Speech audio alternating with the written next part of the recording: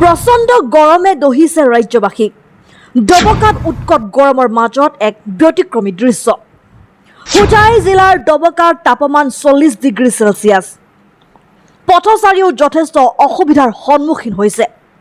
এই প্ৰচণ্ড গৰমৰ পৰা সকাহ পাবলৈ ডবকাৰ কেইজনমান যুৱকৰ প্ৰশংসনীয় পদক্ষেপ ৰাষ্ট্ৰীয় ঘাইপথেৰে চলাচল কৰা সকলো বাহনৰ যাত্ৰীক যোগান ধৰিছে শীতল পানীৰ লগতে চৰবত খাৰি যোৱা নাই যাত্ৰীবাহী বাছৰ লগতে টমটমত থকা যাত্ৰী আৰু ৰিক্সা চালক কালি ৰাজ্যৰ আৰক্ষী সঞ্চালক প্ৰধানে কৰ্মৰত আৰক্ষী জোৱানক খোৱা পানীৰ ব্যৱস্থা কৰি দিবলৈ আহ্বান জনাইছিল ৰাজ্যবাসীক এই আহ্বানৰ প্ৰতি সঁহাৰি জনাই এই সকল যুৱকে অকল আৰক্ষীকেই নহয় সাধাৰণ পথচাৰীকো তেওঁলোকে পানী আৰু চৰবত যোগান ধৰে যুৱকেইজনৰ এই পদক্ষেপক শলাগিছে সাধাৰণ পথচাৰীসকলেও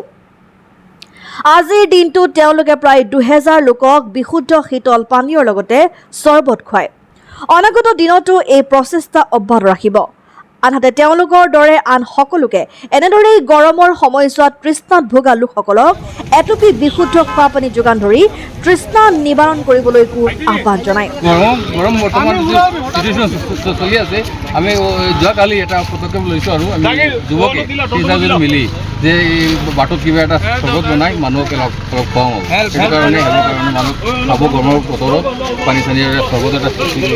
আমি সৃষ্টি কৰিছোঁ ৰুৱা চৰবত আৰু সেই মিনাৰেল ৱাটাৰ পানী একদম ফ্ৰেছ सब माने खाई আছে প্রায় আমি 12 বছর ক্লাস বিতরণ করে লই मणिपुर से आया हाँ और ये शरबत के लिए थैंक यू गर्मी के लिए और एक रूह अफ़ज़ा शरीर के लिए भी अच्छा है और इससे थैंक यू बहुत आप लोगों ने बहुत बहुत अच्छा काम किया है